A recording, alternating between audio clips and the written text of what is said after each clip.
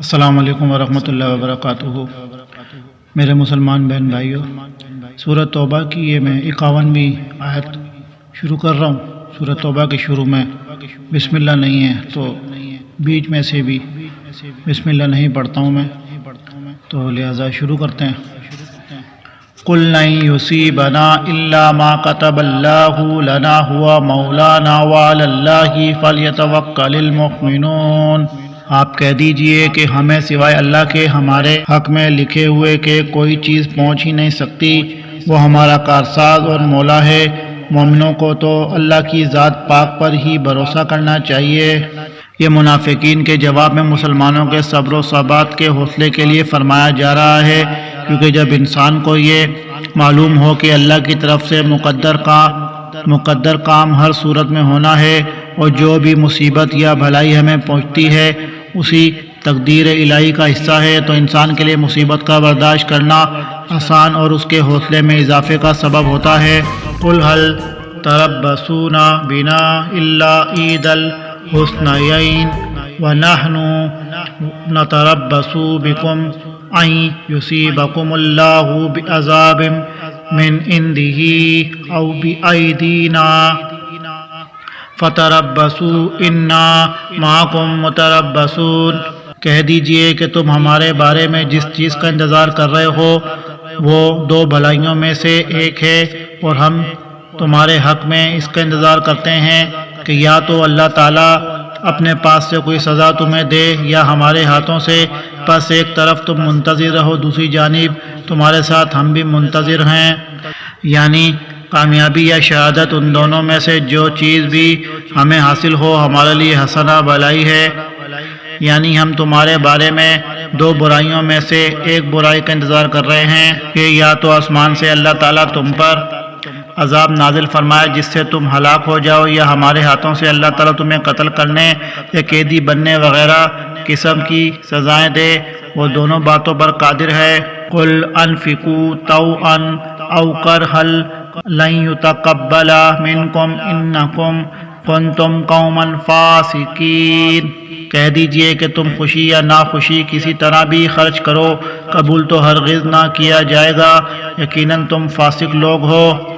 انفقوا امر کا صیغہ ہے، لیکن یہاں یہ یا تو شرط اور جزا کے معنی میں ہے، یعنی اگر تم خرچ کرو گے تو قبول نہیں کیا جائے گا، یا یہ امر بمعنی خبر ہے۔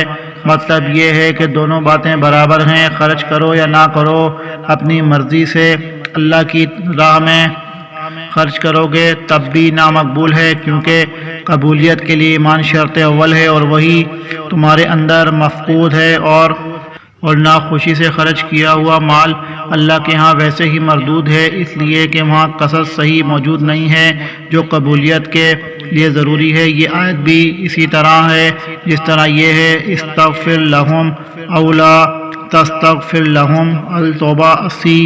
آپ ان کے لیے بخشش مانگیں یا نہ مانگیں، یعنی دونوں باتیں برابر ہیں۔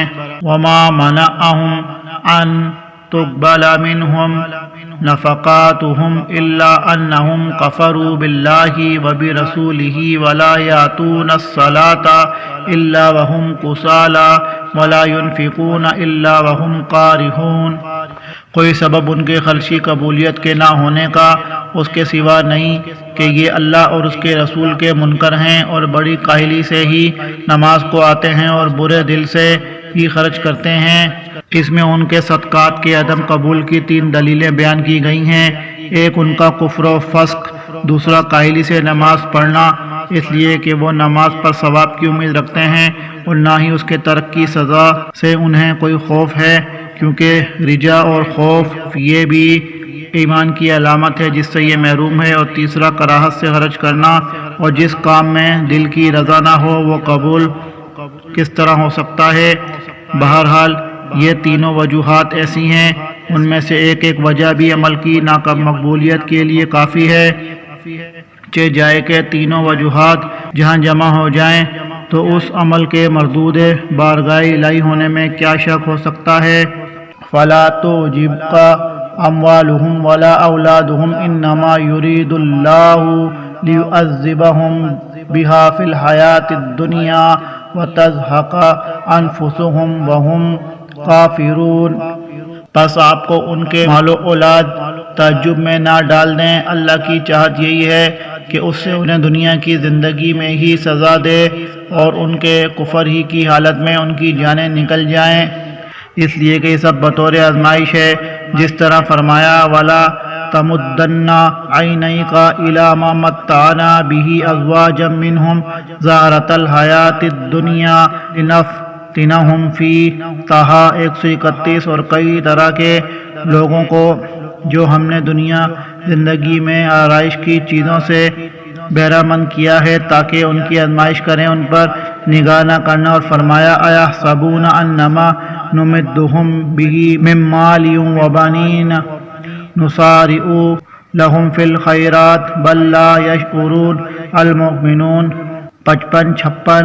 یا لوگ خیال کرتے ہیں کہ ہم جو دنیا میں ان کو مال اور بیٹوں سے مدد دیتے ہیں تو اس سے ان کی بھلائی میں ہم جلدی کر رہے ہیں، نہیں بلکہ یہ سمجھتے ہی نہیں۔ امام ابن کثیر اور امام ابن جریر طبری نے اس سے زکوٰۃ اور انفاق فی سبیل اللہ مراد دیا ہے، یعنی ان منافقین سے زکوٰۃ و صدقات تو جو وہ مسلمان ظاہر کرنے کے لیے دیتے ہیں دنیا میں قبول کر لیے جائیں تاکہ اس طریقے سے ان کو مالی مار بھی دنیا میں دی جائے۔ وَيَحْلِفُونَ بِاللَّهِ إِنَّهُمْ لَمِنْكُمْ وَمَا هُمْ مِنْكُمْ وَلَٰكِنَّهُمْ قَوْمٌ يَفْرَقُونَ۔ یہ اللہ کی قسم کھا کھا کر کہتے ہیں کہ یہ تمہاری جماعت کے لوگ ہیں، حالانکہ وہ دراصل تمہارے نہیں، بات صرف اتنی ہے کہ یہ ڈرپوک لوگ ہیں، تاہم ان کی موت کفر ہی کی حالت میں آئے گی، اس لیے کہ وہ اللہ کے پیغمبر کو صدقے دل سے ماننے کے لیے تیار نہیں اور اپنے کفر و نفاق پر ہی بدستور قائم و مصر ہیں۔ اس ڈر اور خوف کی وجہ سے جھوٹی قسمیں کھا کر یہ باور کرانا چاہتے ہیں کہ ہم بھی تم میں سے ہی ہیں۔ لَوْ يَجِدُونَ أَوْ مَغَارَاتٍ أَوْ مُدَّخَلًا لَوَلَّوْا إِلَيْهِ وَهُمْ يَجْمَحُونَ۔ اگر یہ کوئی بچاؤ کی جگہ یا کوئی غار یا کوئی بھی سر کھسانے کی جگہ پالیں تو ابھی اس طرف لگام توڑ کر الٹے بھاگ چھوٹیں، یعنی نہایت تیزی سے دوڑ کر وہ ان پناہ گاہوں میں چلے جائیں، اس لیے کہ تم سے ان کا جتنا کچھ بھی تعلق ہے وہ محبت اور خلوص پر نہیں، عناد، نفرت اور کراہت پر ہے۔ وَمِنْهُمْ مَن يَلْمِزُكَ فِي الصَّدَقَاتِ فَإِنْ أُوتُوا مِنْهَا رَضُوا وَإِنْ لَمْ يُؤْتَوْا مِنْهَا إِذَا هُمْ يَسْخَطُونَ۔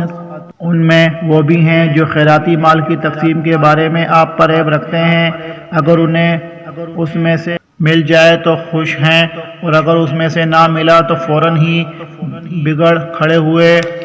یہ ان کی ایک اور بہت بڑی کوتاہی کا بیان ہے کہ وہ نبی کریم صلی اللہ علیہ وآلہ وسلم کی ذات ستودہ صفات کو نعوذ باللہ صدقات و غنائم کی تقسیم میں غیر منصف باور کراتے، جس طرح ابن ذل خویسرہ کے بارے میں آتا ہے کہ آپ صلی اللہ علیہ وآلہ وسلم ایک مرتبہ تقسیم فرما رہے تھے کہ اس نے کہا انصاف سے کام لیجئے۔ آپ صلی اللہ علیہ وآلہ وسلم نے فرمایا افسوس ہے تجھ پر، اگر میں یہ انصاف نہیں کروں گا تو پھر اور کون کرے گا۔ الحدیث صحیح بخاری کتاب المناقب باب علامات النبوت، صحیح مسلم کتاب الزکوٰۃ باب ذکر الخوارج۔ گویا اس الزام تراشی کا مقصد محض مالی مفادات کا حصول تھا، اس طرح ان سے ڈرتے ہوئے انہیں زیادہ حصہ دیا جائے، یا وہ مستحق ہوں یا نہ ہوں انہیں حصہ ضرور دیا جائے۔ وَلَوْ أَنَّهُمْ رَضُوا مَا آتَاهُمُ اللَّهُ وَرَسُولُهُ وَقَالُوا حَسْبُنَا اللَّهُ سَيُؤْتِينَا اللَّهُ مِنْ فَضْلِهِ وَرَسُولُهُ إِنَّا إِلَى اللَّهِ رَاغِبُونَ۔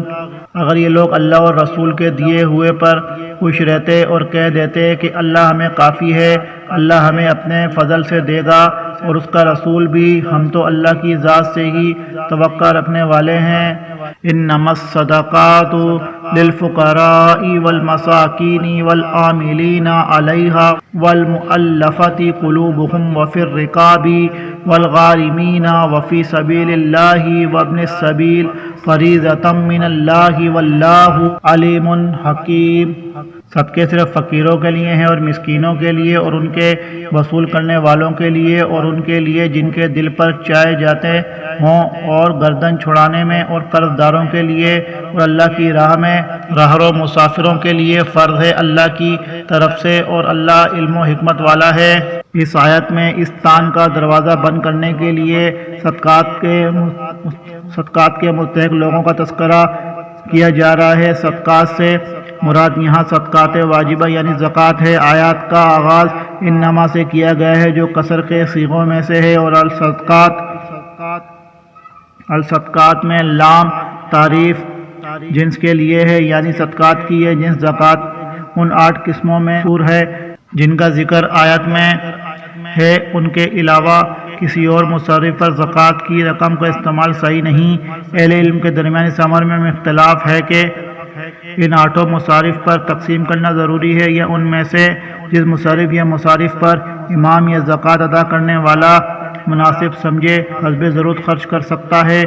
امام شافعی وغیرہ پہلی رائے کے قائل ہیں اور امام مالک اور امام ابو حنیفہ وغیرہما دوسری رائے کے ہیں اور یہ دوسری رائے ہی زیادہ صحیح ہے۔ امام شافعی کی رائے کی رو سے زکوٰۃ کی رقم 8 مصارف پر خرچ کرنا ضروری ہے، یعنی اقتضائے ضرورت اور مسالے دیکھے بغیر رقم کے 8 حصے کر کے 8 جگہ پر کچھ رقم خرچ کی جائے، جبکہ دوسری رائے کے مطابق ضرورت اور مسالے کے اعتبار سے ضروری ہے۔ جس مصرف پر رقم خرچ کرنے کی زیادہ ضرورت یا مسالے کسی ایک مصرف پر خرچ کرنے کے مقتضی ہوں تو وہاں ضرورت اور مسالے کے لحاظ سے زکوٰۃ کی رقم خرچ کی جائے گی، چاہے دوسرے مصارف پر خرچ کرنے کے لیے رقم نہ بچے۔ اس رائے میں جو معقولیت ہے وہ پہلی رائے میں نہیں ہے۔ ان مصارف ثمانیہ کی مختصر تفصیل حسب ذیل ہے۔ فقیر اور مسکین چونکہ قریب ہیں اور ایک کا اطلاق دوسرے پر بھی ہوتا ہے، یعنی فقیر کو مسکین اور مسکین کو فقیر کہہ لیا جاتا ہے، اس لیے ان کی الگ الگ تعریف میں خاص اختلاف ہے۔ تاہم دونوں کے مفہوم میں یہ بات تو قطعی ہے کہ جو حاجت مند ہوں وہ اپنی حاجات و ضروریات کو پورا کرنے کے لیے مطلوبہ رقم اور وسائل سے محروم ہو ان کو فقیر اور مسکین کہا جاتا ہے۔ مسکین کی تعریف میں ایک حدیث آتی ہے، نبی کریم صلی اللہ علیہ وآلہ وسلم نے فرمایا، مسکین وہ گھومنے پھرنے والا نہیں ہے جو ایک یا دو لقمے یا کھجور کے لیے گھر گھر پھرتا ہے، بلکہ مسکین وہ ہے جس کے پاس اتنا مال بھی نہ ہو جو اسے بے نیاز کر دے، نہ وہ اس کی مسکنت اپنے اوپر طاری رکھے کہ لوگ غریب اور مستحق سمجھ کر اس پر صدقہ کریں، اور نہ خود لوگوں کے سامنے دست سوال دراز کرے۔ صحیح بخاری اور مسلم کتاب الزکوٰۃ حدیث میں گویا اصل مسکین شخص مذکور کو قرار دیا گیا ہے، ورنہ حضرت ابن عباس رضی اللہ عنہ وغیرہ سے مسکین کی تعریف یہ منقول ہے کہ جو گدھا گر ہو، گھوم پھر کر اور لوگوں کے پیچھے پڑ کر مانگتا ہو، اور فقیر وہ ہے جو نادار ہونے کے باوجود سوال سے بچے اور لوگوں سے کسی چیز کا سوال نہ کرے۔ ابن کثیر عاملین سے مراد حکومت کے وہ اہلکار ہیں جو زکوٰۃ و صدقات کی وصولیت، تقسیم اور اس کے حساب و کتاب پر مامور ہوں۔ مؤلفۃ القلوب ایک تو وہ کافر ہے جو کچھ اسلام کی طرف مائل ہو اور اس کی امداد کرنے پر یہ امید ہو کہ وہ مسلمان ہو جائے گا۔ دوسرے وہ نو مسلم افراد ہیں جن کو اسلام پر مضبوطی سے قائم رکھنے کے لیے امداد دینے کی ضرورت ہو۔ تیسرے وہ افراد ہیں جن کو امداد دینے کی صورت میں یہ امید ہو کہ وہ اپنے علاقے کے لوگوں کو مسلمان پر حملہ آور ہونے سے روکیں گے اور اس طرح وہ قریب کے کمزور مسلمانوں کا تحفظ کریں۔ یہ اور اس قسم کی دیگر صورتیں تالیف قلب کی ہیں جن پر زکوٰۃ کی رقم خرچ کی جا سکتی ہے، چاہے مذکورہ افراد مالدار ہی ہوں۔ احناف کے نزدیک یہ مصرف ختم ہو گیا ہے، لیکن یہ بات صحیح نہیں۔ حالات و ظروف کے مطابق ہر دور میں اس مصرف پر زکوٰۃ کی رقم خرچ کرنا جائز ہے۔ گردن آزاد کرانے میں بعض علماء نے اس سے صرف مکاتب غلام مراد دیے ہیں اور دیگر علماء نے مکاتب وغیرہ کے مکاتب ہر قسم کے غلام مراد دیے ہیں۔ امام شوکانی نے اسی رائے کو ترجیح دی ہے۔ غارمین سے ایک تو وہ مقروض مراد ہیں جو اپنے اہل و عیال کے نان و نفقہ اور ضروریات زندگی فراہم کرنے میں لوگوں کے زیر بار ہو گئے اور ان کے پاس نقد رقم بھی نہیں ہے اور ایسا سامان بھی نہیں ہے اسے بیچ کر وہ قرض ادا کر سکیں۔ دوسرے وہ ذمہ دار اصحاب ضمانت ہیں جنہوں نے کسی کی ضمانت دی اور پھر وہ اس کی ادائیگی کے ذمہ دار قرار پا گئے، یا کسی فصل تباہ یا کاروبار خسارے کا شکار ہو گیا اور اس بنیاد پر وہ مقروض ہو گیا، ان سب افراد کی زکوٰۃ کی مد سے امداد کرنا جائز ہے۔ فی سبیل اللہ سے مراد جہاد ہے، یعنی جنگی سامان و ضروریات، اور مجاہد چاہے وہ مالدار ہی ہو پر زکوٰۃ کی رقم خرچ کرنا جائز ہے۔ اور حدیث میں آتا ہے حج اور عمرہ بھی فی سبیل اللہ میں داخل ہے۔ اسی طرح بعض علماء کے نزدیک تبلیغ و دعوت بھی فی سبیل اللہ میں داخل ہے، کیونکہ اس سے بھی مقصد جہاد کی طرح اعلاء کلمت اللہ ہے۔ ابن السبیل سے مراد مسافر ہے، یعنی اگر کوئی مسافر سفر مستحق امداد ہو گیا ہے تو چاہے وہ اپنے گھر یا وطن میں صاحب حیثیت ہی ہو، اس کی امداد زکوٰۃ کی رقم سے کی جا سکتی ہے۔